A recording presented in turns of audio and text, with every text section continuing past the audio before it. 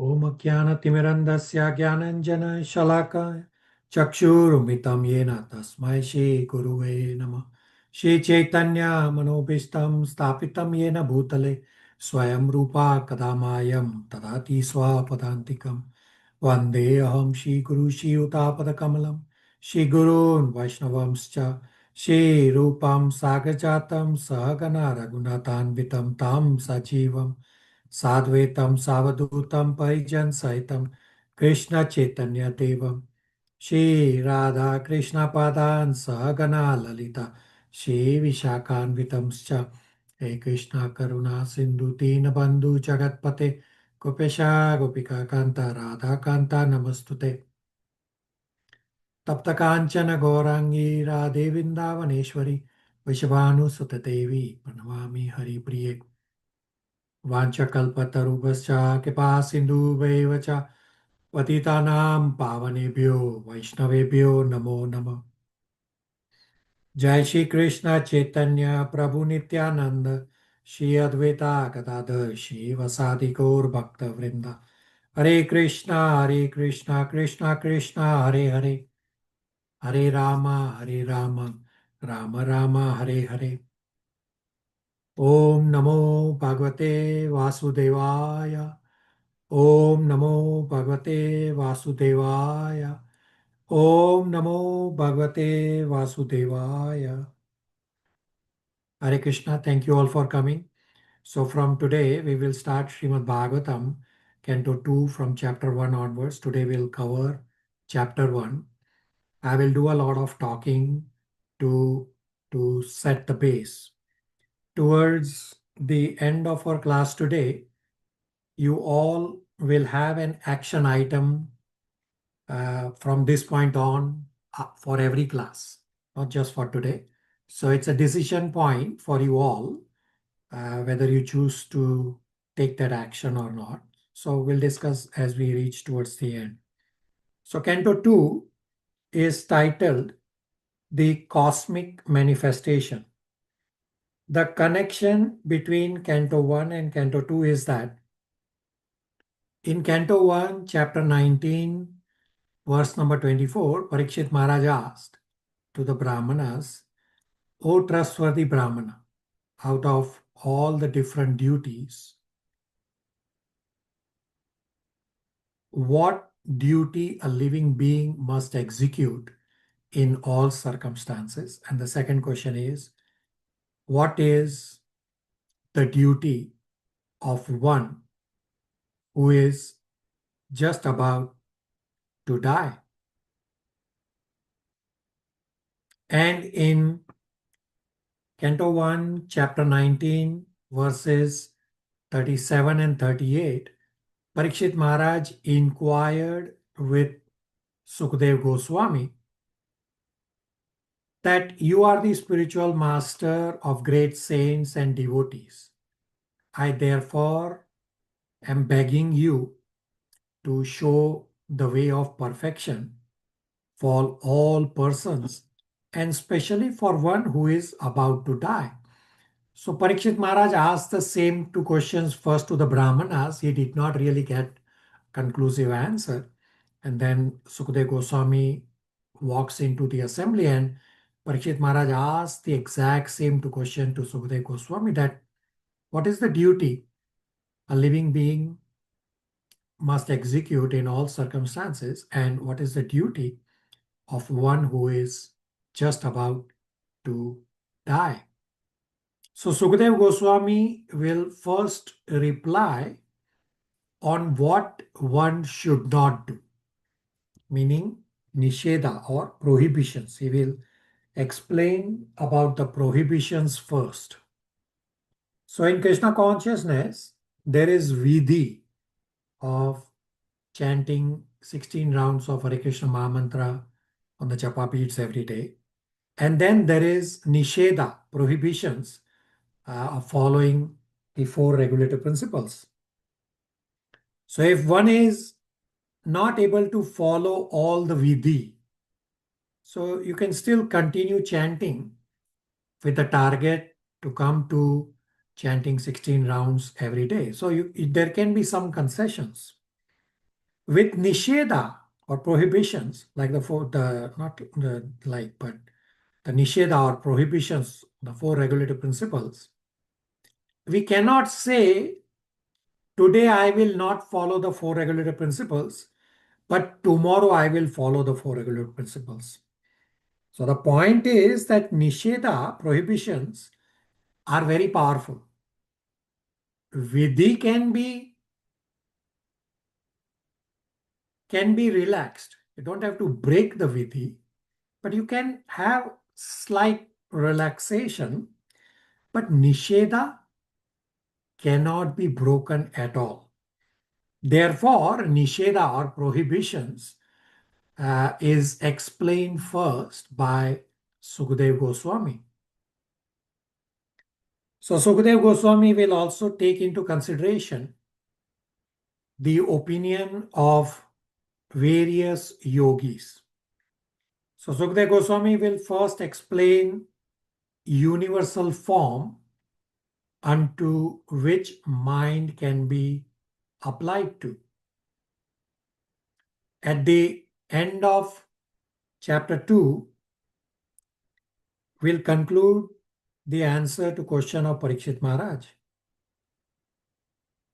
So from there on, Sukadeva Goswami will glorify devotional service.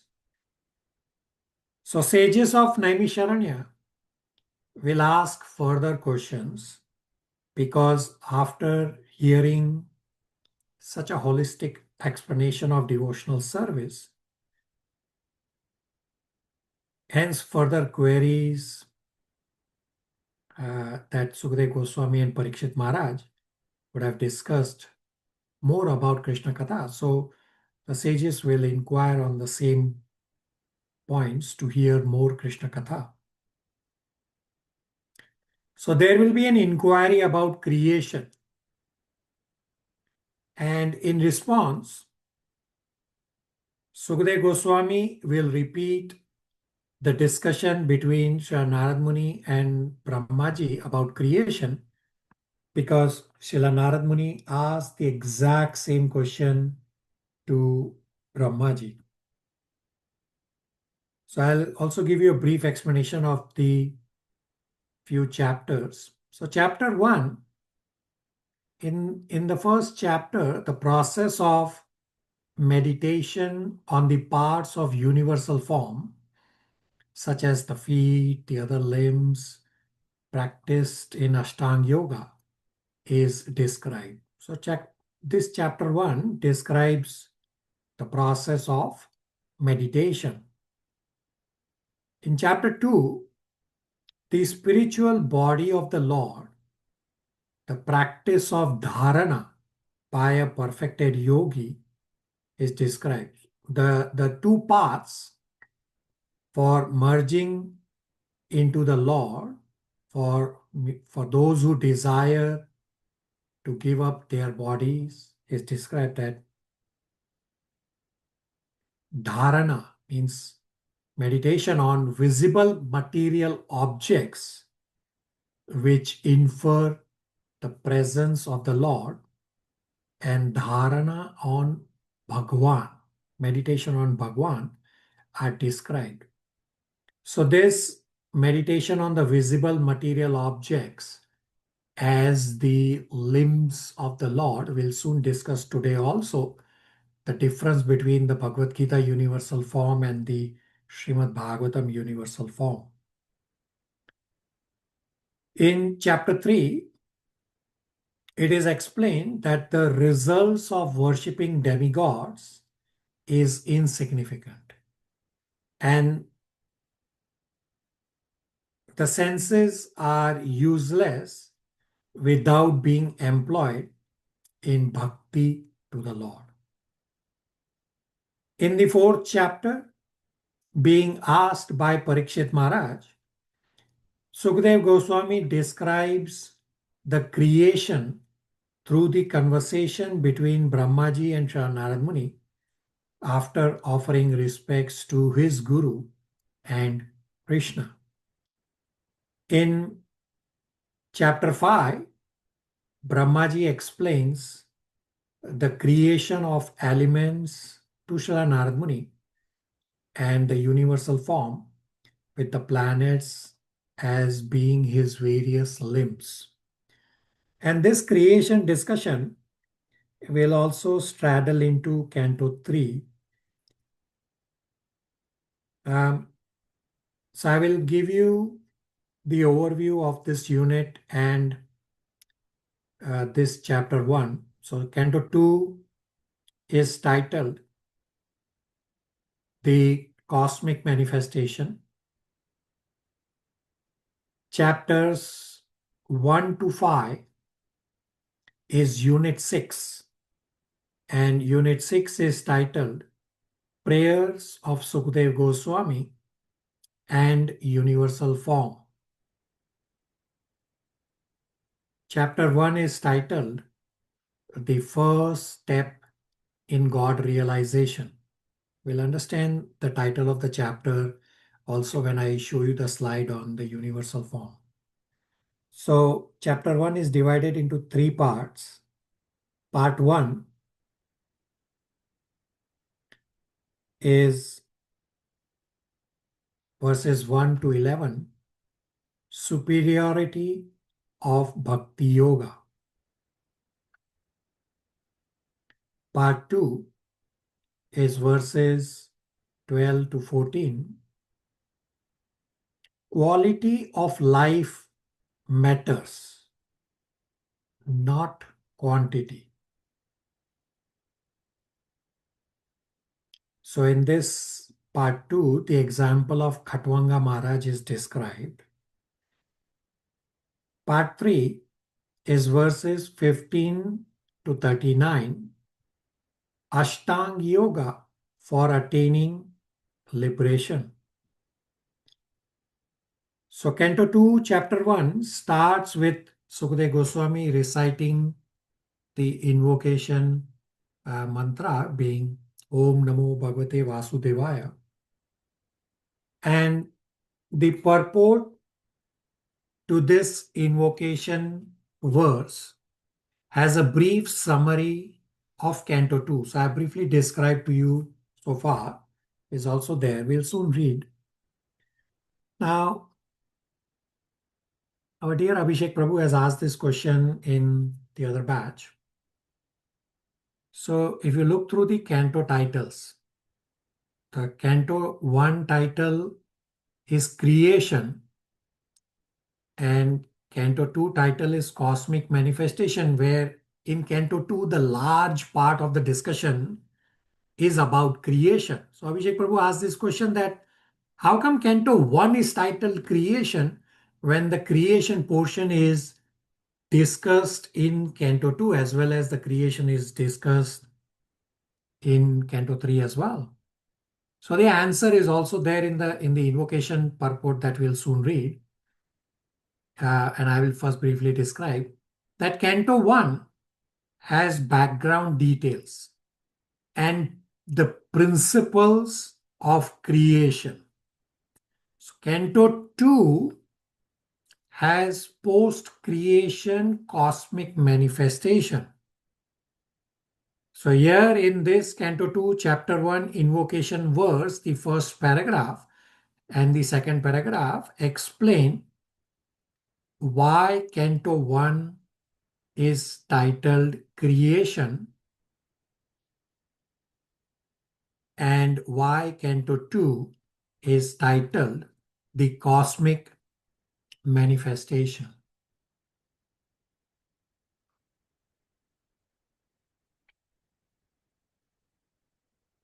So let's go and read Canto 2, Chapter 1, the invocation verse and the purport. Shivangi will start. Shivangi, you can even also recite invocation and read translation and purport. Just one second, Pariji.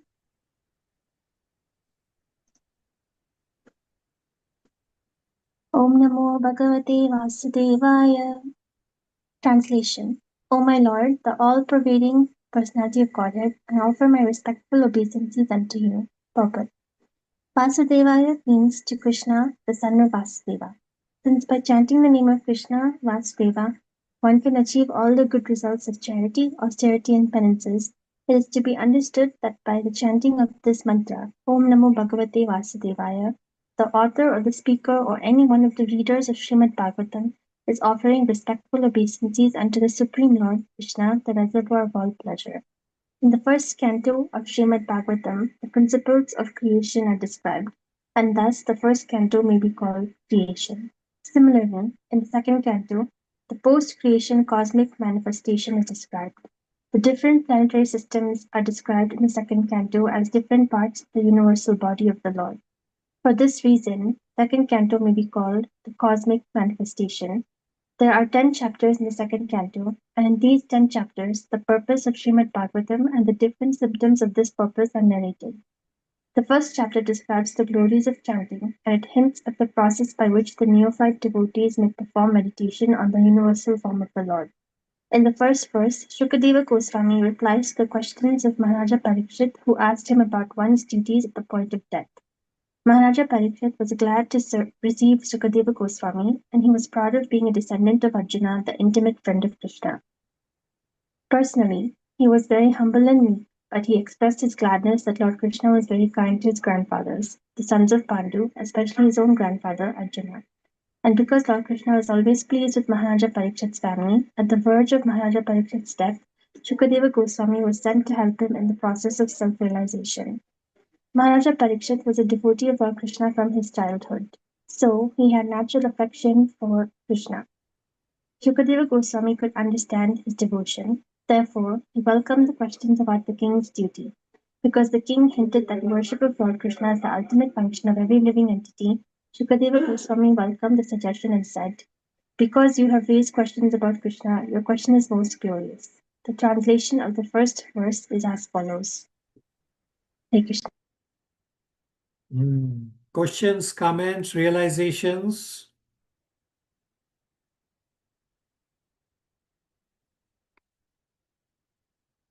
Everybody on the same page? I did a lot of base setting.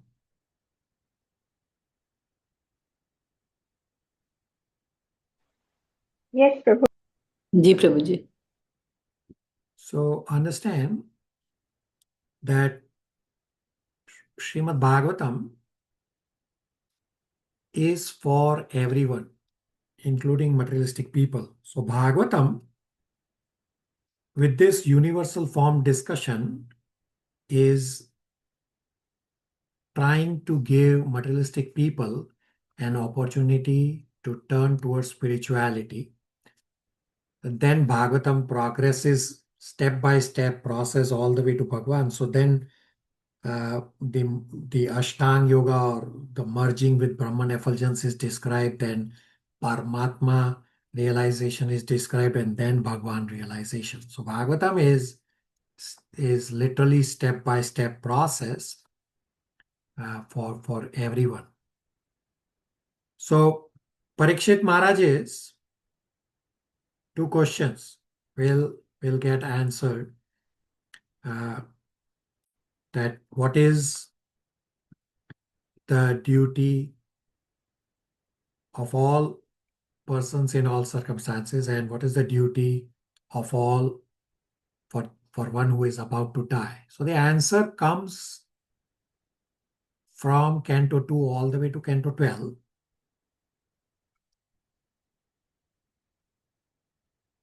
So here we read the invocation that by chanting Om Namo Bhagavate Vasudevaya, one is offering respects to the Supreme Lord. Therefore, all speakers of Srimad Bhagavatam, all readers of Srimad Bhagavatam must chant these prayers, Om Namo Bhagavate Vasudevaya, which we all do when you all also do the invocation. So after invocation, Sukadeva Goswami will start responding to Parikshit Maharaj's questions. So first, Sukadeva Goswami glorifies Parikshit Maharaj's questions. So let us read verse number 1 as to why Sukadeva Goswami is glorifying the questions of Parikshit Maharaj. Archana, verse 1, translation and purport, faster pace. Hare Krishna Prabhu, Hare Krishna everyone. Text 1. Sri Sukadeva Goswami said, My dear king, your questions is glorious because it is very beneficial to all kind of people. The answer to this question is the prime subject matter for hearing, and it is approved by all the transcendentalists. Purport. Even the very question is so nice that it is the best subject matter of hearing. Simply by such questioning and hearing, one can achieve the highest perfection stage of life, because Lord Krishna is the original supreme person. Any question about him is original and perfect. Lord Sri Chaitanya Mahaprabhu said that the highest perfection of life is to achieve transcendental loving service of Krishna. Because question and answer about Krishna elevate one to that transcendental position. The question of Maharaj Parikshit about Krishna philosophy are greatly glorified. Maharaj Parikshit wanted to observe his mind completely in Krishna, and such observation can be effected simply by hearing about the uncommon activity of Krishna. For instance, in a Bhagavad Gita, it is stated that simply by understanding the transcendental nature of Lord Krishna appearance, disappearance, and activity, one can immediately return home back to Godhead and never come back to this miserable condition of material existence. It is very auspicious, therefore, to hear always about Krishna. So Maharaj Parikshit requested Sukadev Goswami to narrate the activities of Krishna so that he could engage his mind in Krishna. The activity of Krishna are non-different from Krishna himself. As long as one is engaged in hearing such transcendental activity of the Krishna, he remains aloof from the conditioned life of material existence. The topic of Lord Krishna are so auspicious that they purify the speaker, the hearer, and the inquirer. They are compared to the Ganges water, which flow from the toe of Lord Krishna. Wherever the Ganges water go, they purify the land and the person who bath in them. Similarly, Krishna Katha or the topic of Krishna are so pure that everywhere they are spoken, the place, the hearer, the inquirer, the speaker, and all concerned became purified. Hare Krishna. So Sukadeva Goswami is glorifying because questions and answers about Krishna elevate all to transcendental position. Srila Prabhupada says in the purport we read that topics of Lord Krishna are so auspicious that they purify the speaker, the hearer, and the inquirer, everyone. Topics of Krishna are compared to Ganges. Wherever Ganges flows, land is purified. And the person who bathes in Ganges, he also is purified.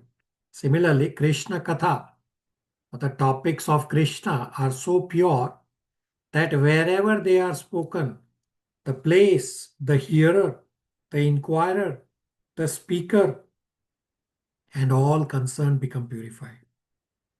So later in Canto 2, it is explained that when we hear Krishna Katha, Krishna enters through our ears. Krishna's Son arises in our heart. This is the power of hearing from pure devotee. And because pure devotees are carrying Krishna in their heart. So Parikshit Maharaj's two questions are, first is, what a man should chant, worship all the time. And the second question is, what a man should not do. So Parikshit Maharaj is asking these questions for the benefit of all people. Parikshit Maharaj is already a pure devotee. These questions are not applicable to Parikshit Maharaj. So the question that what should be the object of worship is because many people in the material world, they worship demigods. So people get their desires fulfilled by demigods.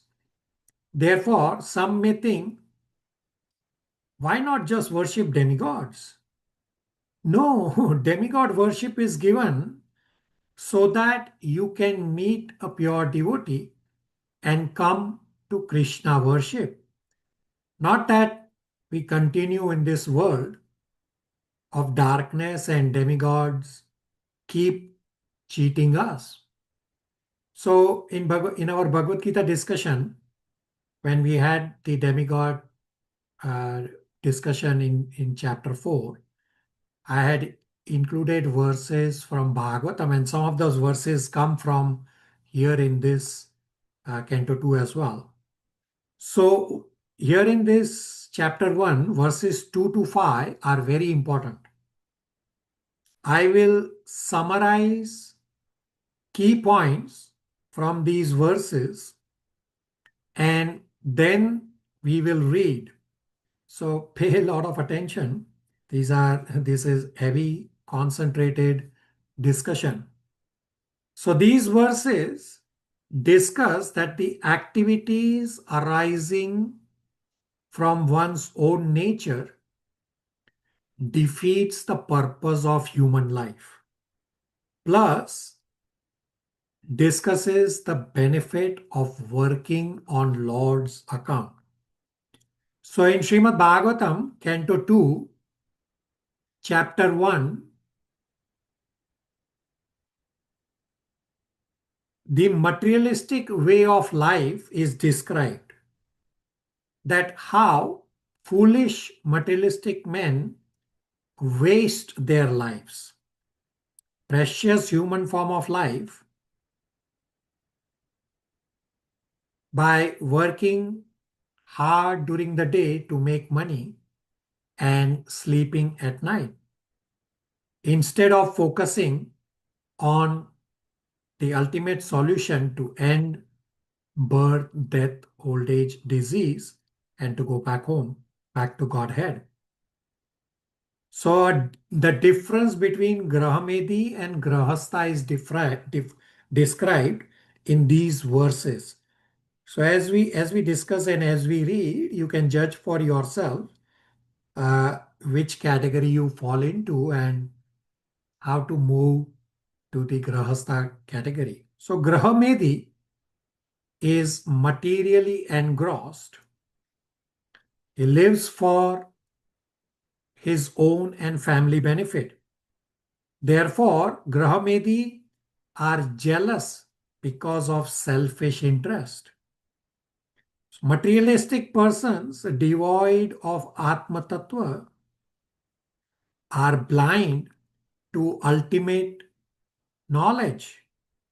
They do not inquire about real problems of life because they are too attached to body, family, and everything material.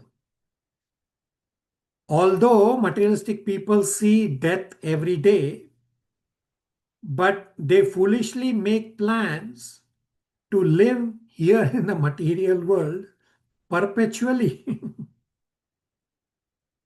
So being too attached to family members, they think relatives are everything and they want to win over the invincible material nature by the aid of bodily strength of children, wife, relatives, not realizing that these children, wife, relatives, or he himself are, are just temporary. They cannot fight material nature.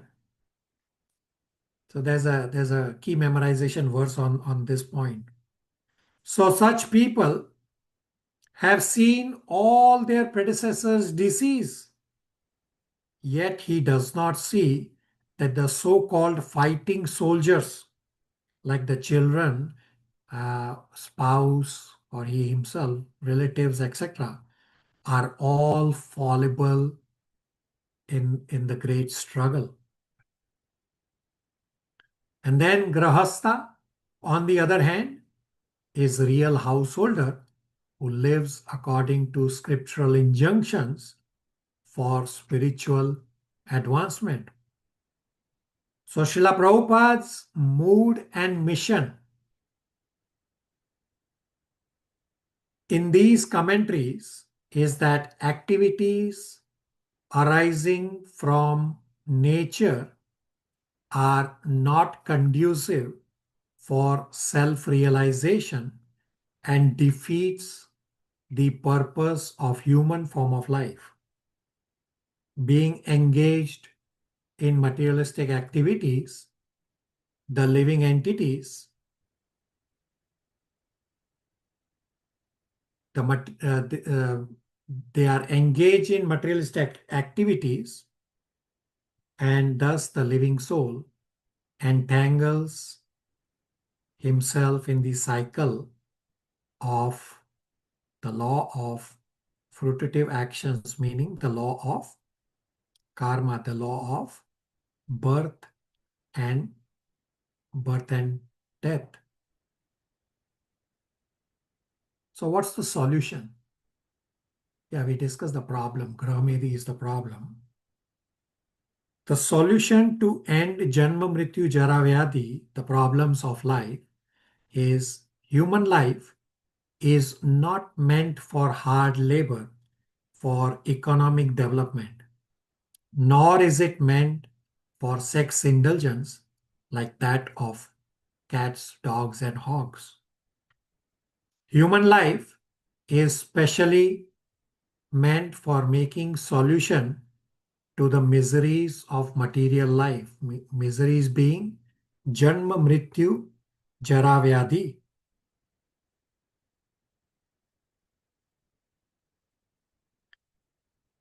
There are many subject matters in material world, but due to poor fund of knowledge, materialistic people forget the ultimate subject of how to end Janma Mrityu Jara Vyadhi problems.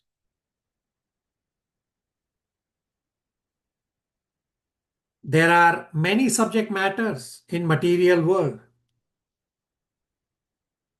but no one is interested in spirituality. Materialistic people do not know the process of going back home, back to Godhead, is to hear about the Supreme Lord, his name, form, attributes, pastime, paraphernalia, and variegatedness.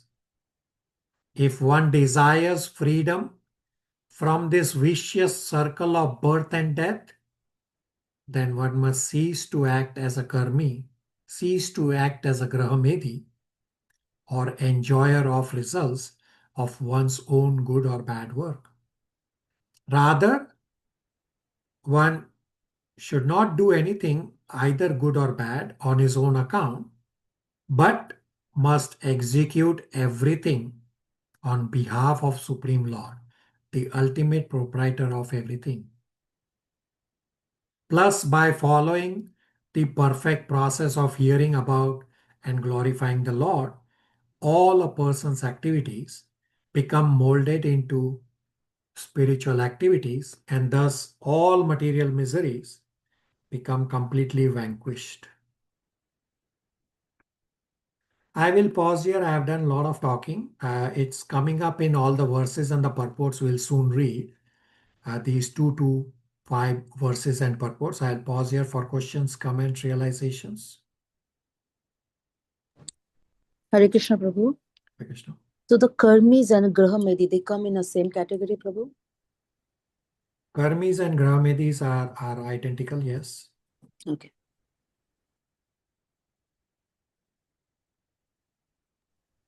Hare Krishna Prabhu. Just a quick question. One understands the transcendental pastimes of the Lord during the transcendental pastimes. Already gives the person a path to liberation. Like once we start the process, or we have to complete this process, or have to stay in this process to the end of life. Or... So Prabhupada has described that even if you don't complete the Krishna consciousness process in this life, it is still beneficial that in the next life, you are almost guaranteed to get a human form of life and in devotee family, or somehow you will get an opportunity to continue Krishna consciousness in your next life. Yes, if you are able to perfect yourself and go back home, back to Godhead, that is perfect.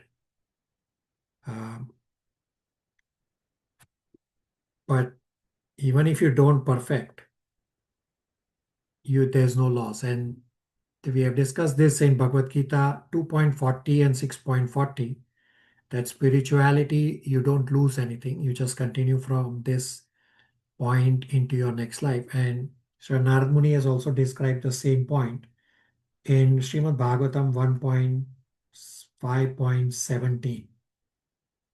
Nitya? Thank you, Prabhu.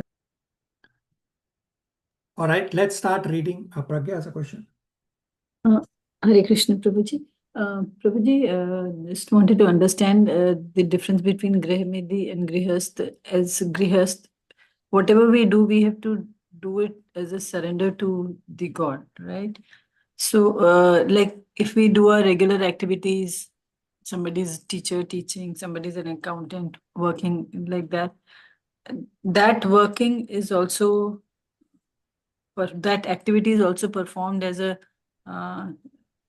this thing, as if we are surrendering that to Krishna. Yeah, you are correct. Yeah. So sarva karmani. Krishna has said in Bhagavad Gita, sarva karmani, that whatever be your activities, and Krishna has described in 8.7 that ma manusmaram yuddhacha, that whatever you do, you remember Krishna before doing the activity, while doing the activity, and after doing the activity. That way, everything gets offered to Krishna. And he has also explained in Bhagavad Gita 3.9 that if you do not work for Krishna, then you are going to get bound in the material world. So basically what we have to do is we have to follow Bhagavad Gita 8.7, that this is pre-action meditation. Yeah, we also discussed Bhagavad Gita 3.30, which is post-action, giving the results to Krishna. That also is a valid path.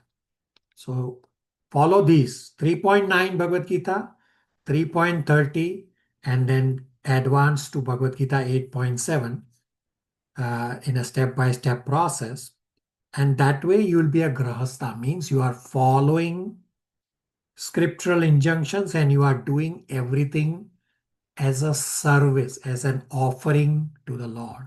Otherwise, it's grahamedi. Pragya? Thank you, Prabhuji, this helps.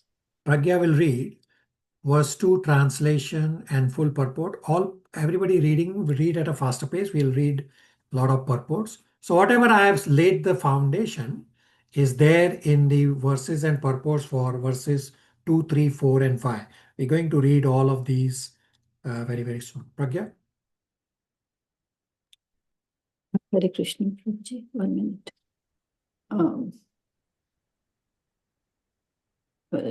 Chapter 2, Canto 1, Chapter 2, verse 2.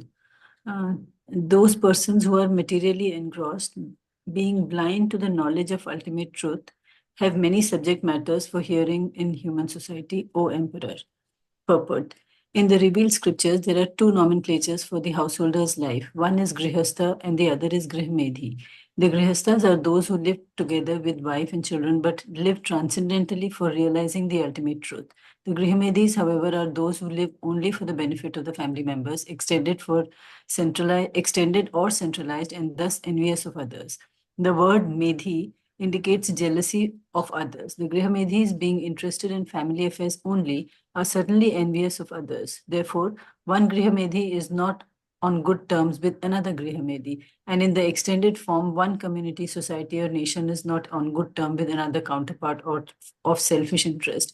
In the age of Kali, all the householders are jealous of another one another because they are blind to the knowledge of ultimate truth. They have many subject matters for hearing, political, scientific, social, economic, and so on. But due to poor fund of knowledge, they set aside the question of ultimate miseries of life, namely miseries of birth, death, old age, and disease. Factually, the human life is meant for making an ultimate solution to birth, death, old age, and disease. But Grihmedis, being illusioned by the material nature, forget everything about self-realization.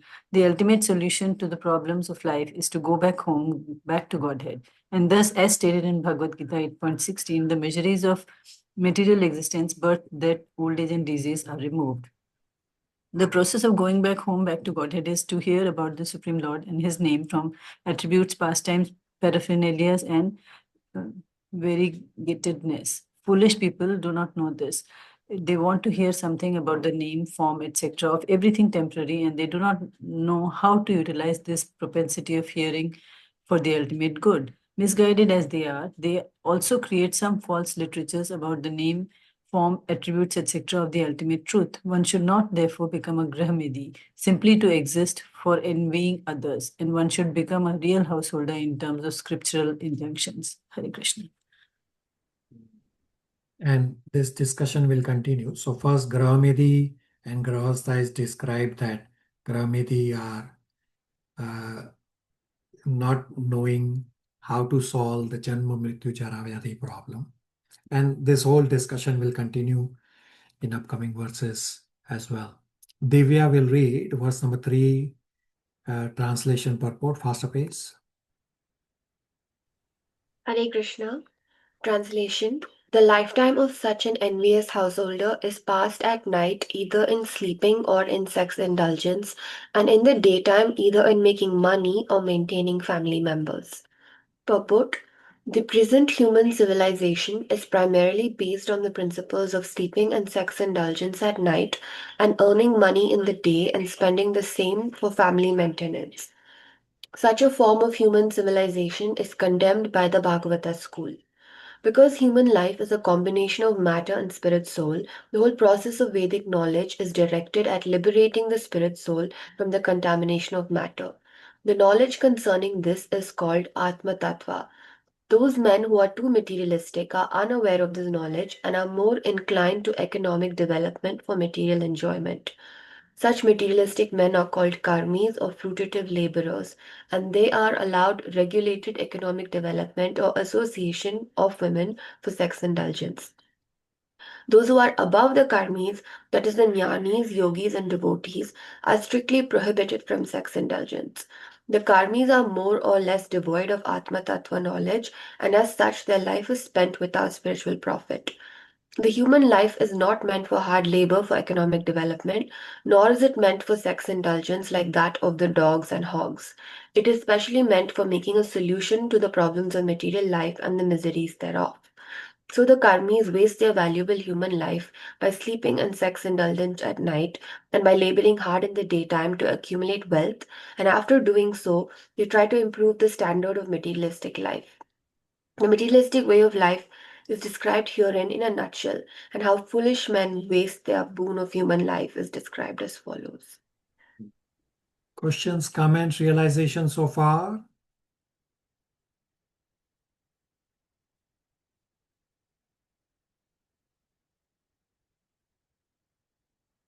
So all these verses, 2, 3, 4, they are 5, they are all key memorization verses also. Try to memorize. So now we will read verses 4 and 5 translations. Mayank Prabhu.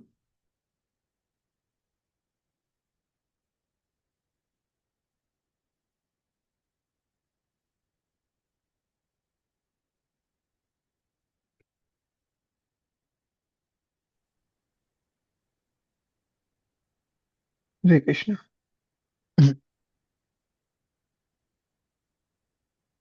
Persons devoid of Atma Tattva do not inquire into the problems of life, being too attached to the fallible soldiers like the body, children, and wife.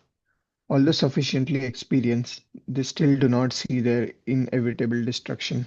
Yeah, right. So this verse number 4, the last line. pasyam apina pasyati, he should stick on you, that although sufficiently experienced in seeing death every day, they still don't see their own inevitable destruction.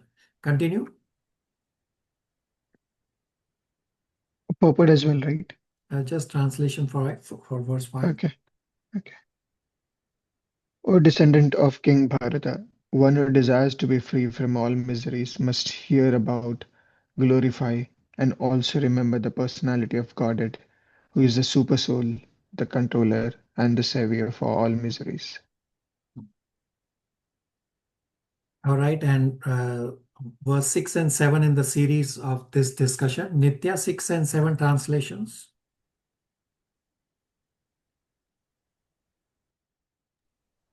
Yes, Prabhu. Text 6. The highest perfection of human life, achieved either by complete knowledge of matter and spirit, by the practice of mystic powers, or by perfect discharge of occupational duty, is to remember the personality of Godhead at the end of life. Text 7. O King Parikshit, mainly the top transcendentalists who are above the regulative principles and restrictions, take pleasure in describing the glories of the Lord. So whether somebody is following Sankhya Yoga or yoga practice or karma yoga, the bottom line goal is to remember Krishna at the end of our life. Questions, comments, realizations on the first heavy topic, Grahastha, Grahamedi. You all can judge yourself. You don't have to say, but you all can judge for yourself. Any questions, comments, realizations? Prabhuji, may I ask? Yeah, Pragya, go ahead. Hare Krishna. Prabhuji, Parikshit Maharaj, I do not know, I missed it. His family is not discussed much, right? It is about him as a king and performing the duties of king. So yeah, I mean his mother Uttara Yes. is discussed Yes, Prabhuji. in Bhagavatam, and then Father is Abhimanyu. Yes. yeah, and Abhimanyu is also discussed his father, and then his son Janmajaya is also discussed in Mahabharata. So if you recall the Srimad Bhagavatam overview, we had briefly discussed about Janmajaya. Anybody remembers what discussion we had about Janmajaya? It was a very long time ago. I remember the name being discussed, Prabhuji. All right. Anybody remembers how and what did we discuss about Janmajaya?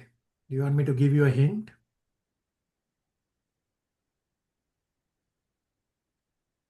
Yes.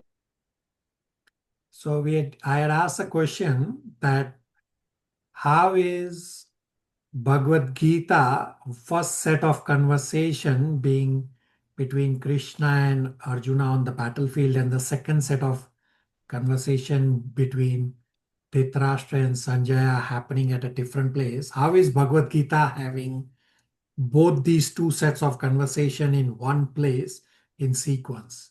And that's when we had discussed about Janmajaya. Anybody remembers how Bhagavad Gita is including both these conversations that happened at two different places?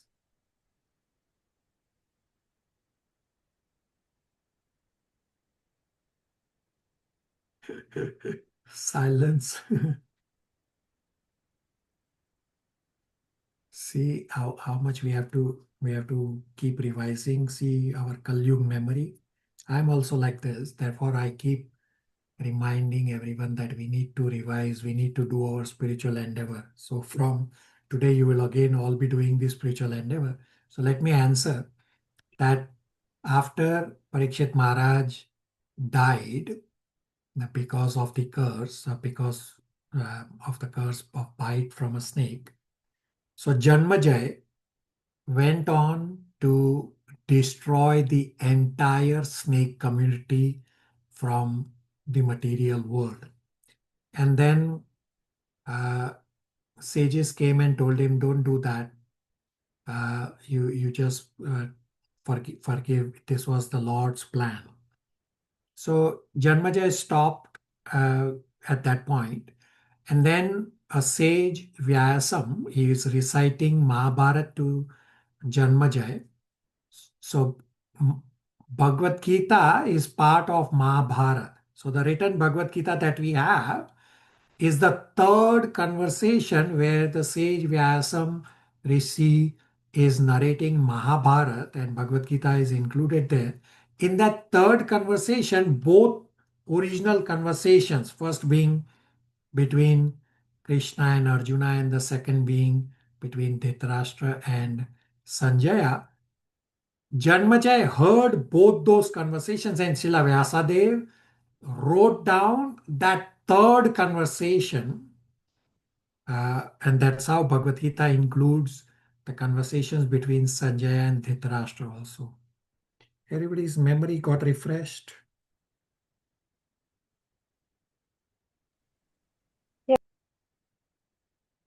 Yes,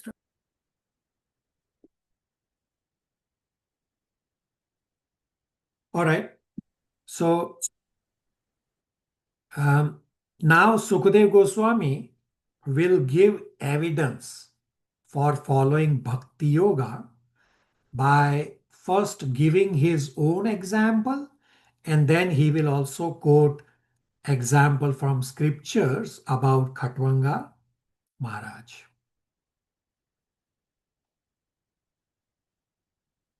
Matan Prabhu will read verse 8 and 9 translations. Hare Krishna. Verse 8. At the end of Dwapara Yuga, I studied this great supplement of Vedic literature named Srimad Bhagavatam, which is equal to all the Veda, from my father, Srila Dwapayana Vyasadeva. Verse 9. O saintly king, I was certainly situated perfectly in transcendence, yet I was still attracted by the delineation of the pastimes of the Lord, who is described by enlightened verses. Right, so Sukadeva Goswami is fully realized from birth.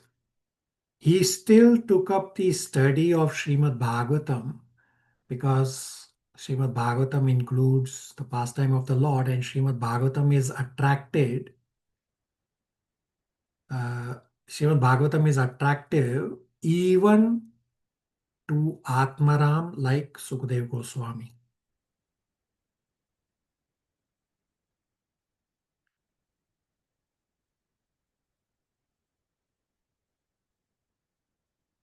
Gauri will read verse 10 and 11 translations. Hare Krishna. Verse 10. That very Srimad Bhagavatam I shall recite before you, because you are the most sincere devotee of Lord Krishna. One who gives full attention and respect to hearing Srimad Bhagavatam achieves unflinching faith in the Supreme Lord, the giver of salvation. So when Sukadeva Goswami spoke this verse number 10, he said that I studied Srimad Bhagavatam, being attracted by the pastimes of Supreme Lord, and now I am going to recite the same Srimad Bhagavatam to you because Srimad Bhagavatam is superior to all literature. So Sukadeva Goswami is expecting a question from Parikshit Maharaj, or he is realizing a question from Parikshit Maharaj when Sukadeva Goswami spoke verse number 10. The question being that Parikshit Maharaj would ask that you are telling me so many things, but I only have 7 days. Therefore, what is the highest sadhana practice? And in anticipation of this question, Sukadeva Goswami speaks verse number 11 by himself.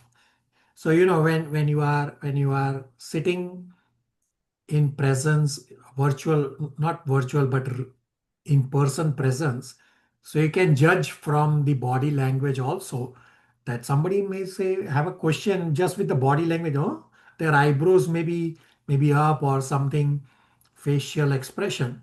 So that's how Sukadeva Goswami is expecting a question that I only have 7 days. Why are you telling me so many things? Give me in nutshell. And verse 11 tells that thing in nutshell. Gauri, continue. Translation verse 11. O King, constantly chanting the holy name of the Lord after the ways of the great authorities is the doubtless and fearless way of achieving success for all, including those who are free from all material desires, those who are desirous of all material enjoyment, and also those who are self-satisfied by dint of transcendental knowledge. So Parikshit Maharaj's question, what a man should chant, worship all the time in all circumstances, is briefly answered here. It's the answer that one should chant the holy name of the Lord. And this discussion continues throughout Bhagavatam. And his other question, what a man should not do, is also coming up, as well as briefly described, that don't be a Gramedi, don't worship demigods. Questions, comments, realizations so far?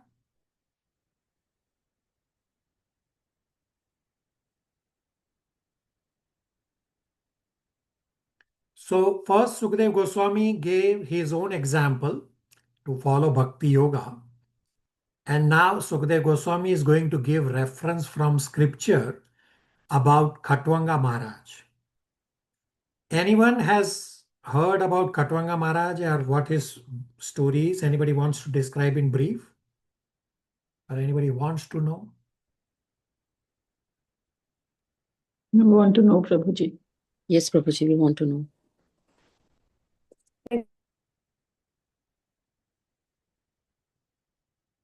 All right, let's read verses 12 to 15 and I will describe the story of Khatwanga Maharaj. Chandran Prabhu, 12 to 15 translations.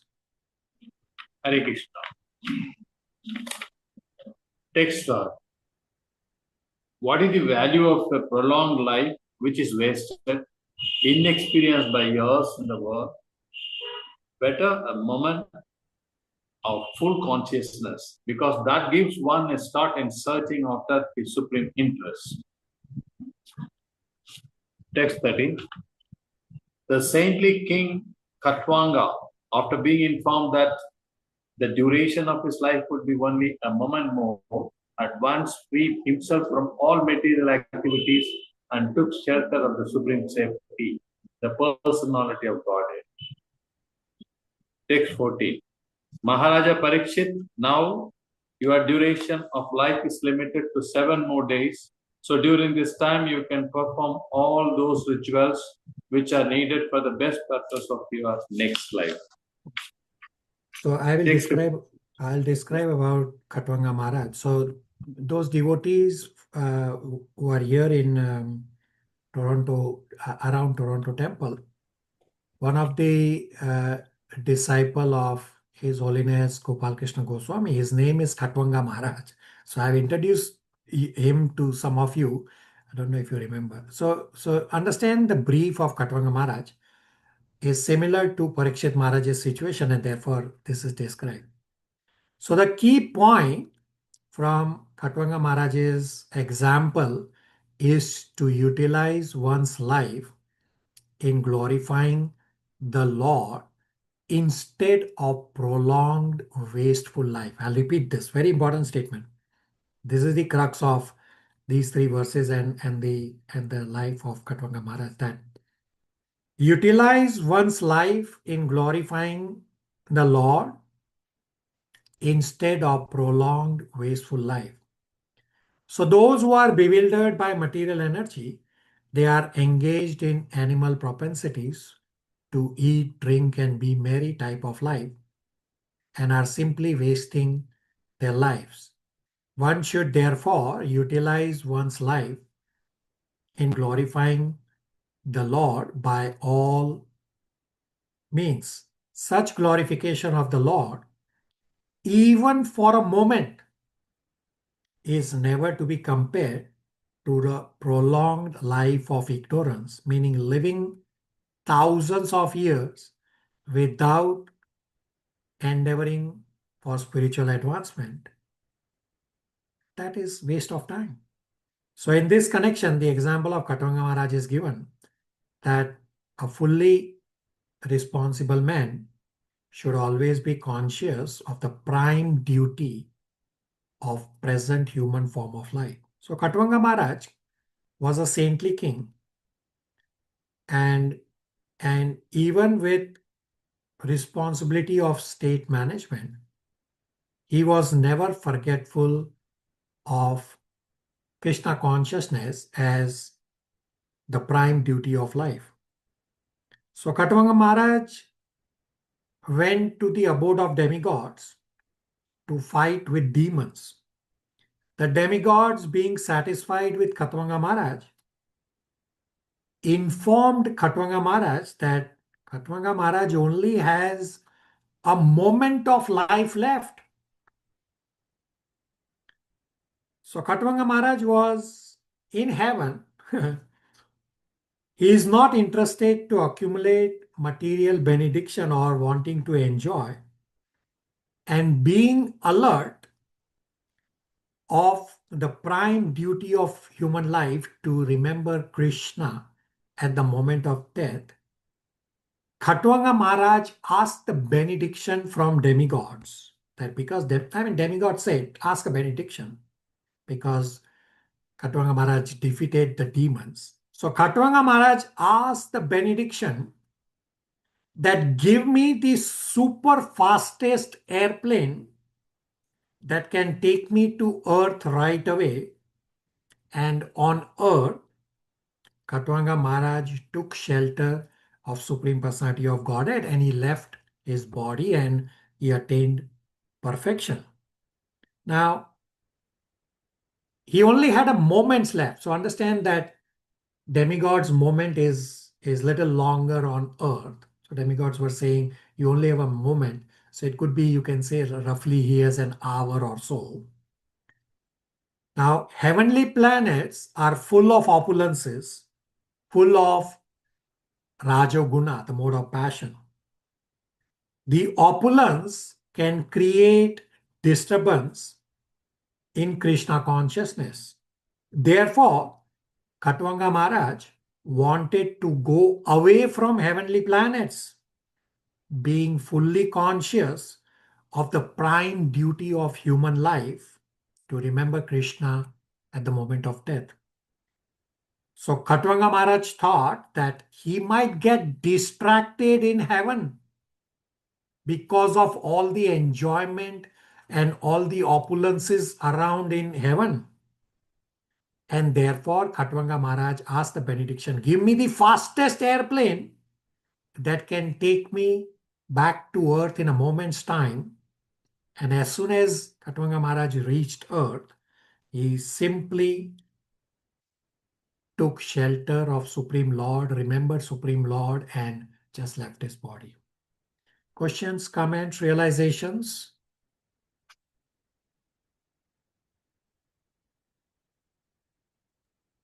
Prabhuji, all these people who are already grihastha or even more elevated people, they know, in this context that we are discussing, they know the time that they're going to go. So it is so easy. You do, have fun under the sun when you're living, and then, when you're going to die, you get into this spiritual mode. But these people were anyway spiritual people, and they were anyway glorifying Krishna. And yeah, so let me their pause examples you. are given. Yeah, let me pause you. Pragya's statement, let's have fun in the sun. So that's not what Khatwanga Maharaj was did. I described that Khatwanga Maharaj, being a responsible king, he never was forgetful of Krishna consciousness as his prime duty. So if you look at all the pure devotees, they were not living a life of eat, drink, and be merry. Or even we discussed about Pandavas and Draupadi in 1.15.51, that what was Draupadi doing throughout her life? She was remembering Krishna, practicing Krishna consciousness. That's how she was able to remember Krishna. And we have discussed this same point in Bhagavad Gita 8.5, that yes, our bottom line goal, which we read in few verses before also here, that our bottom line goal is to remember Krishna, but Acharyas for Bhagavad Gita 8.5 verse, Antakale chamam eva, smaran muktva kalevaram. That smaran muktva kalevaram, that Acharyas have said, don't worry about remembering Krishna at the time of death because death is very difficult. Rather, what you have to do is to remember Krishna throughout your life by chanting Hare Krishna Mahamantra, by reading scriptures, by serving Krishna and his devotees. And that's why I started that the key point from these 12 to 15 verses and the Katwanga Maharaj story is the key point is utilize one's life in glorifying the Lord instead of prolonged wasteful life of eat, drink and be merry. Pragya? Ji Prabhuji, but they are giving examples of devotees, elevated devotees. Yeah. Even them, they need advice. Of course, he's asking question for us, not for himself. Yeah. But even they need to be told to remember Krishna. Yeah, so Bhagavatam, I described this earlier, that Bhagavatam, all examples are extreme examples. If we look at Mahabharata, I mean, Mahabharata happened 5,000 years ago, but many of us remember all the incidents as if it has happened yesterday. So all these extreme examples are meant to make us remember what is my ultimate goal. Khatvanga Maharaj also is an extreme example. I mean, he's asking the fastest airplane to go to back home, back to Godhead, or even Putana's example. I mean, all examples in Bhagavatam are extreme examples, both on the positive and negative side, so that we don't forget what is our bottom line goal. So that we remember these pastimes when it is the most important time to remember, meaning when it is time to leave the body, we remember these pastimes.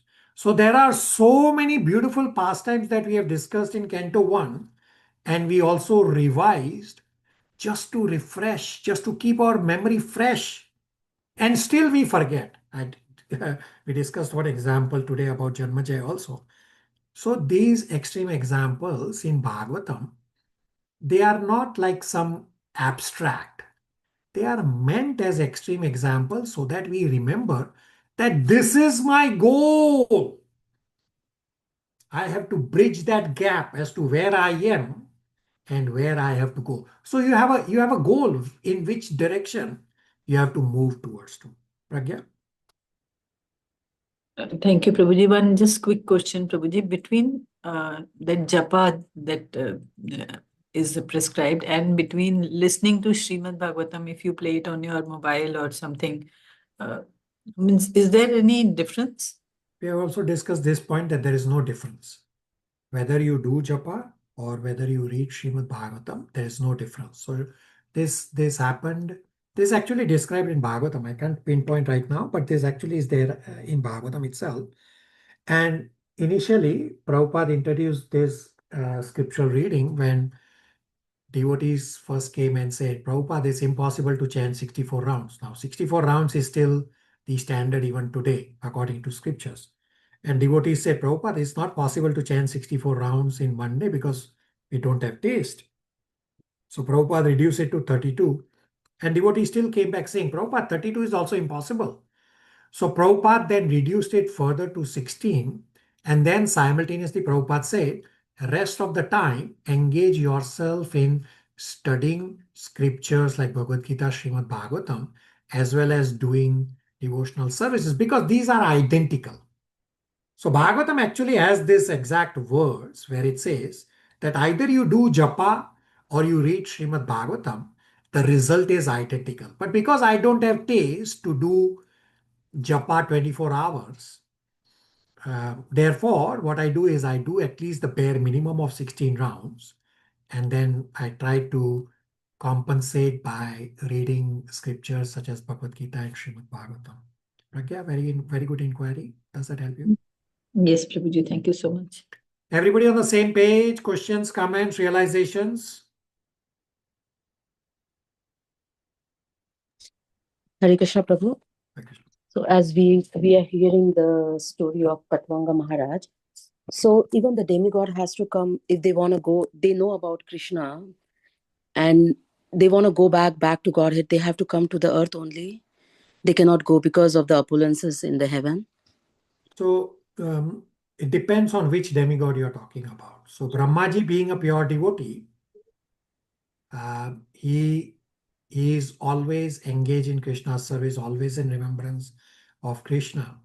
So he will go back home, back to Godhead upon full annihilation, meaning when his 100-year life is finished. Other demigods are not pure devotees, except for, say, Yamraj is a pure devotee. He is also an exception. And demigods, it's actually described in Bhagavatam, demigods actually desire to take birth on earth as in Kali Yuga, in the human form, because demigods can see us. So their lifespan is more, so they can see the results that somebody attained spirituality in such a short amount of time, less than 100 years, by simply chanting Hare Krishna Mahamantra, while in other yugas, it's a daunting Ashtanga Yuga process, for example. So demigods see all of this, and therefore demigods actually desire, only those who are slightly elevated, they desire to take birth on earth in Kali Yuga as a human form of life in devotee association, so that they can go back home, back to Godhead in a shortcut manner. So yes, Archana, you are correct that it is possible for them to go from heaven, but the amount of opulence in heaven, and it is actually toxic for the soul to be in heaven. So they have to come back to earth to go back home, back to Godhead, except for the exceptions that I mentioned. Archana. Yes, Prabhuji. So we are so fortunate to be born in a Kali Yuga, but we still don't have a realization. Correct. Yeah. So very good. This is a very good realization. So this is the point of scriptural study, that we need to open ourselves, open our eyes. What exactly I'm doing? I'm wasting. So instead of being a Graha Medi, I have to realize that if you read verse number 5, translation. 5, no, 4. Verse number 4, translation. It's also a very important, a key memorization verse. Deha apatya kalatra adishu atma seneshu asastu api tesam pramata nidham pasyam api na pasyati. That persons devoid of Atma Tattva do not inquire about the problem of life, being too attached to the fallible soldiers, like the bodies, children and wife. And this last line, Pasyam apina pasyati. Although sufficiently experienced to see death every day around us, they still do not make plans to go back. Rather, they still do not see their inevitable destruction. Archana. Yes, Prabhu. Thank you so much. Hare Krishna. Very good realization. Questions, comments, realizations, everybody? Probably just a realization that people, in the materialistic mode, we make wills, we make other things for our life. We think about that, but the point is to have spiritual realization. What is our goal? But instead, we focus on making wills for others. Yeah, exactly. So from scriptures, we understand what is my goal. Exactly to the point, the conversation we're having with Pragya a minute ago and with Archana. That, yeah, what is my goal? Not to make a permanent residence in this temporary miserable material world, in this temporary material body. It's not possible. Therefore, he says, Pasyam apina pasyati. That line should stick on you. All right. So from verse number 16 onwards, Sukadeva Goswami will talk about Ashtanga Yoga. So these Ashtanga Yoga verses are not really important in Kali Yuga. We have discussed these same points in Bhagavad Gita chapter 6 from 10 to 32 verses, that Ashtanga Yoga is not the yoga process for Kali Yuga. And specifically for you all devotees practicing Bhagavad Gita, these verses are not important. So we will read these verses just because Sukadeva Goswami spoke these verses. Shivangi, verse 16 to 18 translations. Hare Krishna, text 16. One should leave home and practice self-control. In a sacred place, he should bathe regularly and sit down in a lonely place duly sanctified. Text 17. After sitting in the above manner, make the mind remember the three transcendental letters, Om, and by regulating the breathing process, control the mind so as not to forget the transcendental seed. Text 18. Gradually, as the mind becomes progressively spiritualized, withdrawn from sense activities, and by intelligence the senses will be controlled. The mind, too absorbed in material activities, can be engaged in the service of the personality of Godhead and become fixed in full transcendental consciousness. Archana, 19 to 21. Hare Krishna. Text 19. Thereafter, you should meditate upon the limbs of Vishnu, one after another, without being deviated from the conception of the complete body. Thus, the mind became free from all the sense object. There should be no other things to be thought upon. Because the Supreme Personality of Godhead, Vishnu, is the ultimate truth, the mind became completely reconciled in him only. Verse 21. One mind is always agitated by the passionate mode of material nature and bewildered by the ignorance mode of nature. But one can rectify such conception by the relation of Vishnu, and thus became a pacified by the cleansing the dirty things created by them. Verse 21. O king, by this system of remembering and by being fixed in the habit of seeing the all good person conception of the Lord, one can very soon attain the devotional service of the Lord under his direct shelter. Hare Krishna. So in verse 2, Parikshit Maharaj inquired where the mind has to be focused. And in response, Sukadeva Goswami will describe the universal form. Gauri, sorry, I forgot to get you to read earlier. Gauri, read verse 22 and I'll ask you all a question.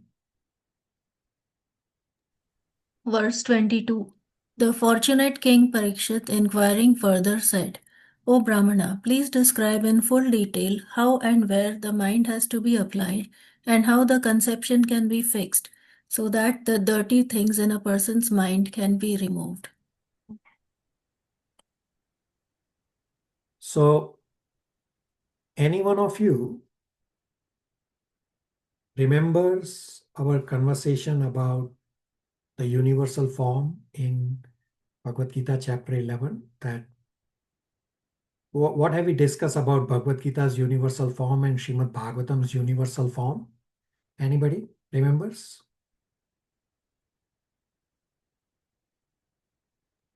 Prabhuji, I remember one thing, that when we were discussing that, in the end, Arjun said, please show me back your Shamsundar form or the form. Yeah, my question is about the universal form itself. What's the discussion we have had about Bhagavad Gita's universal form and Bhagavatam's universal form? Prabhuji, I remember that was scary form. It looked very scary. Which is scary? In Srimad, in Bhagavad Gita. Okay, Shivangi. The open mouth and. Prabhuji, I remember something about the Bhagavatam form being it's like imagined or something. It's not real, but like a series of descriptions or metaphors are given so that people who are more materialistic can understand the Lord in that faith, Okay, something like very that. good. Very good. Nitya? Prabhu, Bhagavad Gita form is a revelation. It is the original, it's true or real, but temporary. It is a top-down approach. We talked about the downgrading of Arjuna's vision. That means it's a top-down. And Srimad Bhagavatam is Kalpita or imagination. It's a bottom-up approach. And it is for the materialistic person who has the mindset to focus to move towards spirituality. Okay, very good. So both Shivangi and Nitya are having very good points from what we have discussed. So I will share the slide again that I had discussed in Bhagavad Gita chapter 11 discussion about the comparison between Bhagavad Gita's universal form and Bhagavatam's universal form. So that Bhagavatam's universal form is described here. And this discussion continues about Bhagavatam's universal form. But let's first read verses 23 to 39. Basically is about the universal form, and then we'll summarize. So Gauri, you can read 23 to 39 translations. Verse 23. Sukdev Goswami answered, one should control the sitting posture, regulate the breathing process by the yogic pranayam, and thus control the mind and senses, and with intelligence apply the mind to the gross potencies of the Lord called Virata Rupa. Text 24. This gigantic manifestation of the phenomenal material world as a whole is the personal body of the Absolute Truth, wherein the universal resultant past, present, and future of material time is experienced. Text 25. The gigantic universal form of the personality of Godhead within the body of the universal shell, which is covered by sevenfold material elements, is the subject for the Virat conception. Text 26. Persons who have realized it have studied that the planets known as Patala constitute the bottoms of the feet of the universal Lord, and the heels and toes are the Rasatala planets. The ankles are the Mahatala planets, and his shanks constitute the Tala planets. Text 27. The knees of the universal form are the planetary system of the name Sutala, and the two thighs are the Vitala and Atala planetary systems. The hips are Mahitala, and the outer space is the depression of his navel. The chest of the original personality of the gigantic form is the luminary planetary system.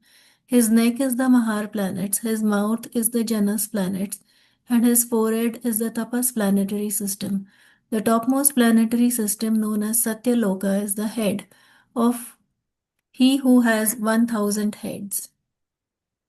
His arms are the demigods headed by Indra. The 10 directional sides are his ears, and physical sound is his sense of hearing. His nostrils are the two Ashwini Kumars, and material fragrance is his sense of smell.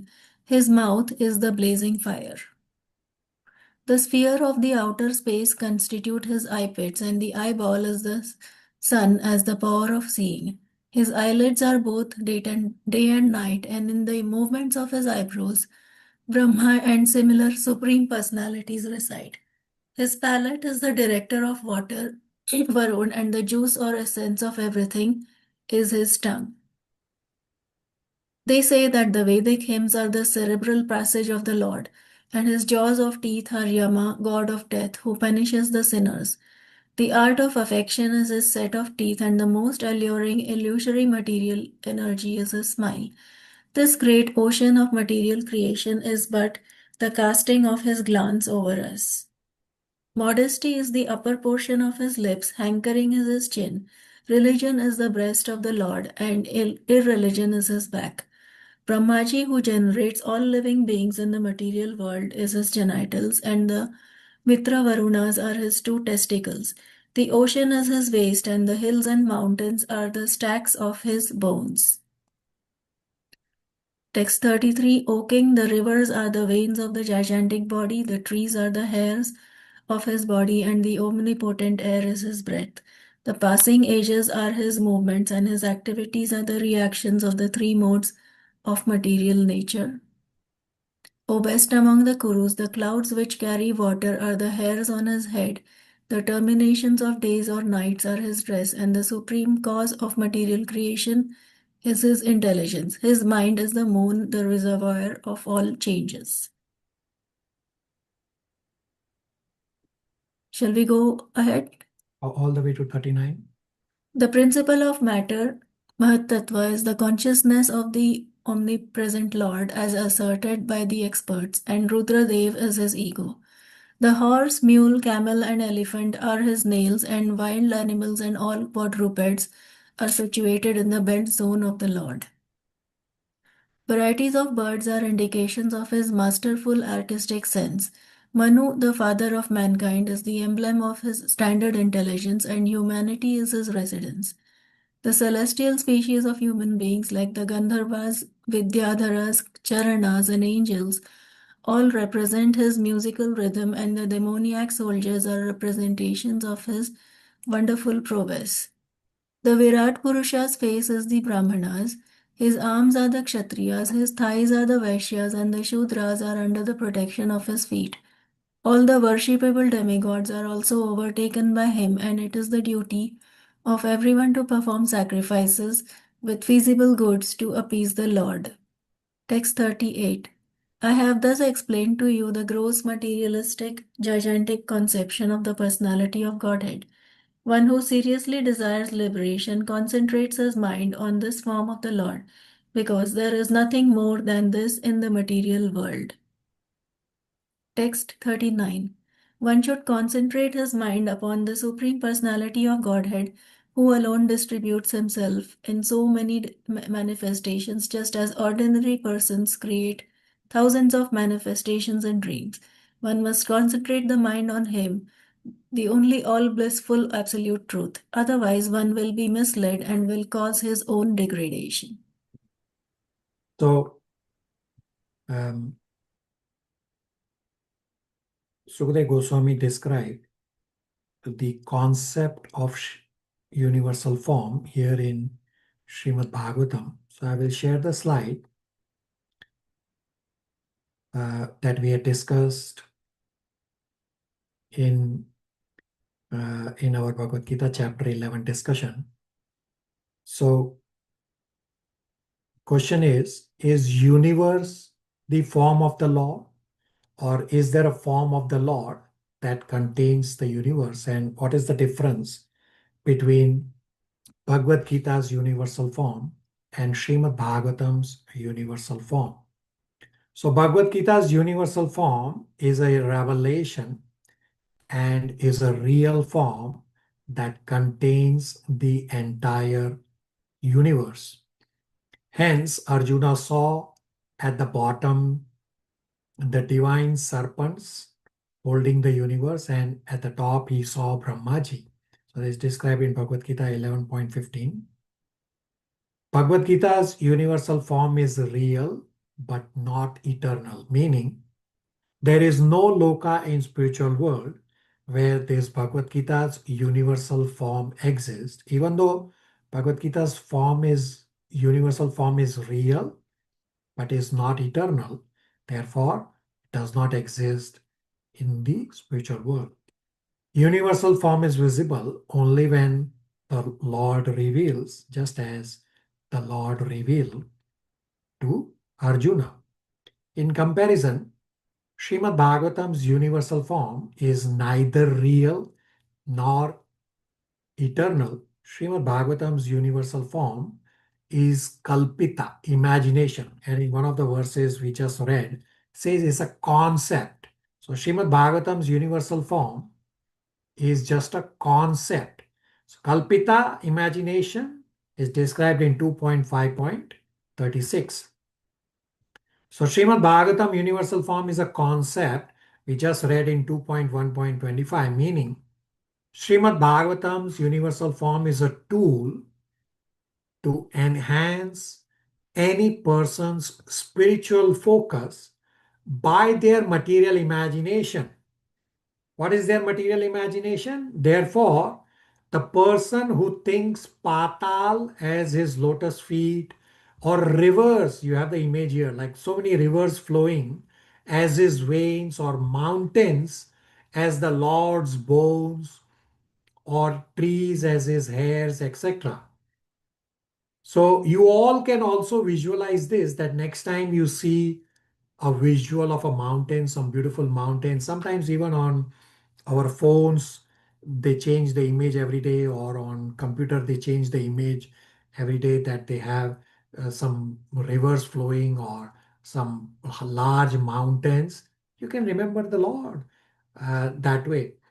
And this is why chapter 1 in Canto 2 is titled First Step in God Realization. I request all of you to please take a snapshot of this. You should have already had it from before, but you can again take it if you don't have it, or if you want it again. So yogis, they meditate on different conceptions.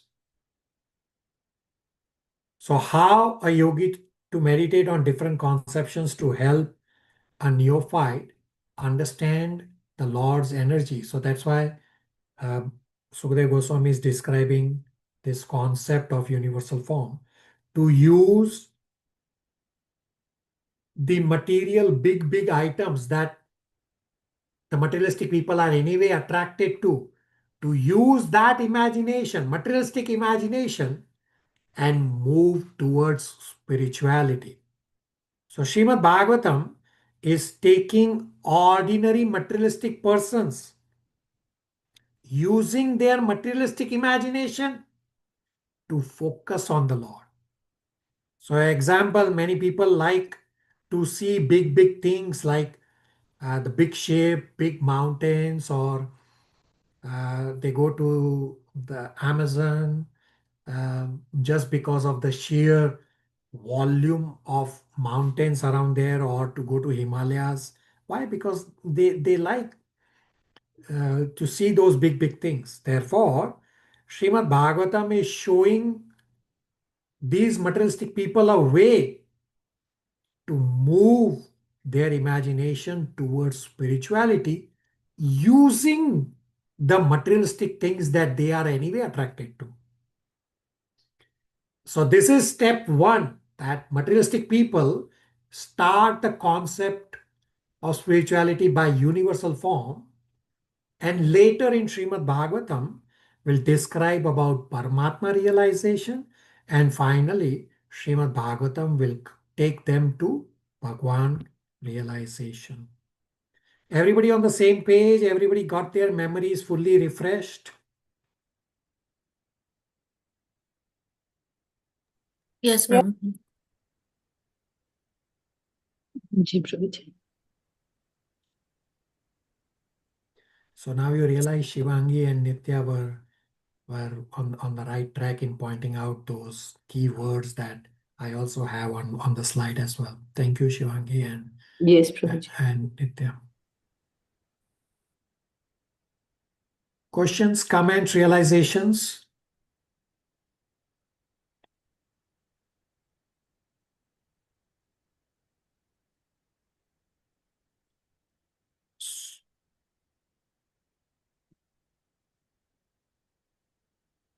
Thus ends the Bhaktivedanta purports of second canto, first chapter of Srimad Bhagavatam, entitled The First Step in God Realization.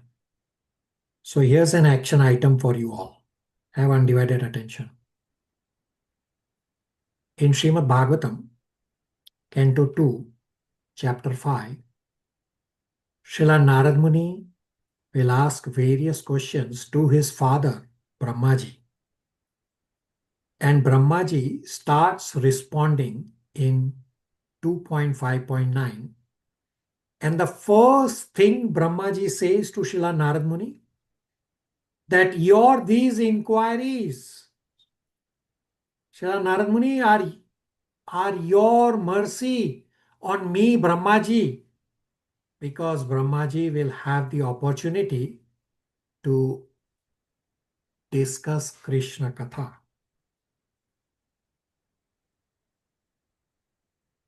So I'll bring up Bhagavatam 2.5.9 on screen, and Pragya will read the translation. Pragya?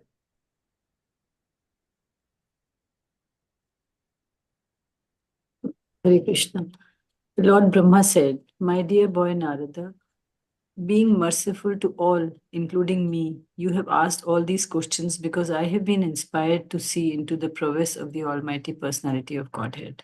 Right? Brahmaji is saying, so Narad Muni is asking question to Brahmaji, but Brahmaji is saying, you are merciful to all, including me. So here's a question for all of you. So as you all will be completing striking points and inquiries after each class, action item for you all is, would you all like to answer inquiries submitted by devotees? So without disclosing names of devotee making the inquiry, I can post the inquiries on a Google form similar to what I have on the screen. So I will only post inquiry. I will not post who is asking the inquiry. And you all can insert your name in this column highlighted in yellow if you are willing to answer a particular inquiry so that it becomes a mercy on you also.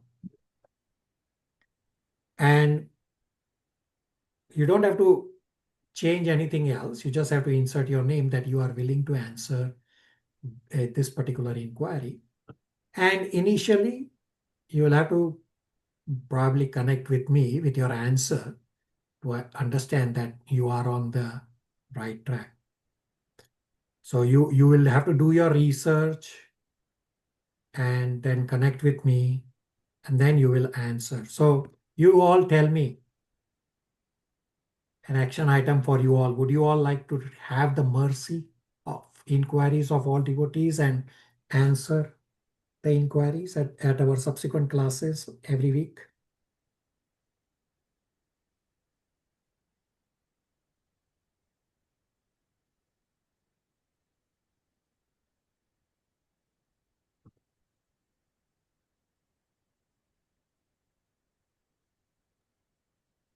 Yes, I want to see the inquiries, but I'm not sure if I can answer the inquiries. So I just want to see what inquiries so that I can try to answer.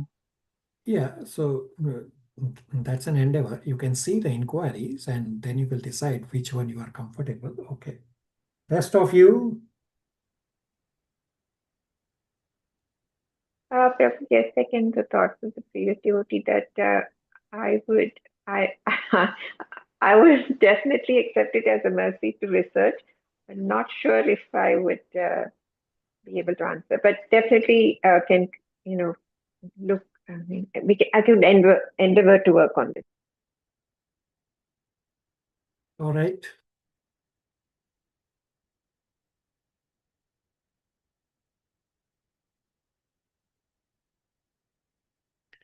Rest of you?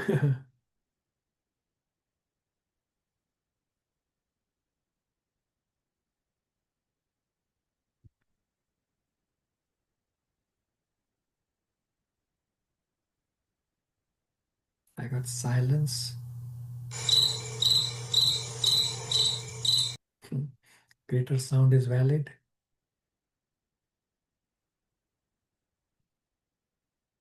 All right, you can think about it. There's no pressure. You can think about it. I'll start by sharing with Nitya and Matan Prabhu. So standard spiritual endeavor, now that we have gone back to discussing Bhagavatam.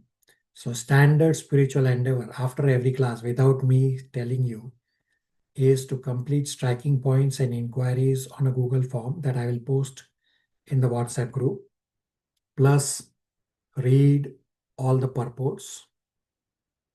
So write down spiritual endeavor questions also. We have 3 spiritual endeavor questions. First, describe at least 5 symptoms of Grahamedis. Comes from verses 2 to 5. Question number 2. What is the significance of story of Khatwanga Maharaj?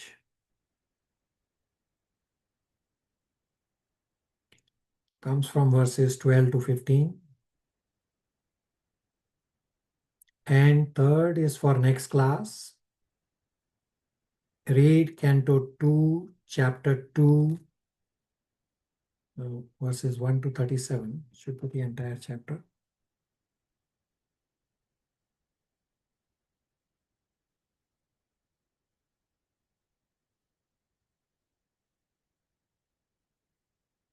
Yeah, read Canto 2, entire chapter 2. So this chapter 2 is a very technical chapter. The only reason we will cover this chapter 2 is because Sukadev Goswami spoke this chapter. So very important that all of you complete your spiritual endeavor by the end of day Wednesday. So many of you discuss with me offline that I am not able to do proper presentations. I am not able to advance. I don't have my mind under control. And then when I give you solutions, you don't endeavor. So last week I told everybody to get the class recording from me for the last class that we discussed, Unit 5 revision, to see how not to get over and compare. Only few devotees got there. So what's the point in asking a question to me if you are not going to follow up on the solution that I am giving you? What's the point? Is there any point? So what's the point in your asking me that past question, and what will be the point in your future questions? So we have discussed from the start of Bhagavad Gita that discipline is step number 1. Narad Muni has described this in 1.5.24, that how Narad Muni became Narad Muni is because he was very disciplined even as a 5-year-old boy in his previous life. So bearing some exceptions, all of you should aim to complete the spiritual endeavor by end of day Wednesday. Why do you have to wait for Wednesday when you know that from Monday onwards it's going to be busy and you'll almost be singing the song, just another manic Monday? Well, then why do you have to wait for Monday onwards? Just complete as soon as you are able to. Is that doable? Yes, Prabhu. Yes, Prabhuji. Just Ji Prabhuji. I don't have anything more to discuss. Any questions, comments, realizations?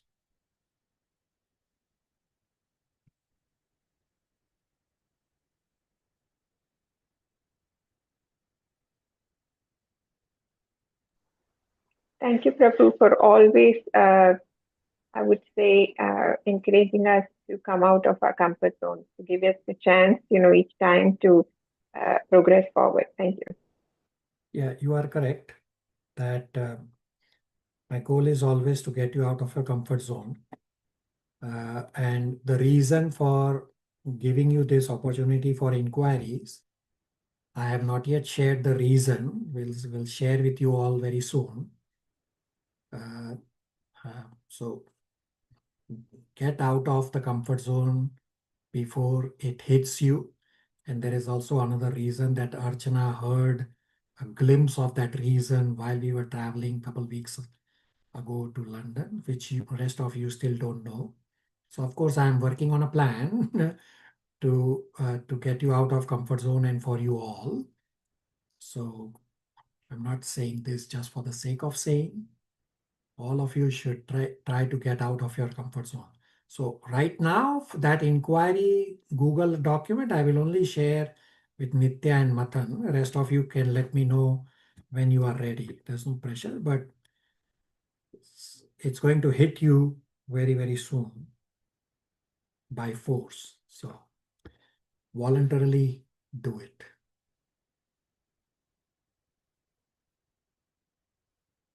We'll stop here. Hare Krishna, everybody.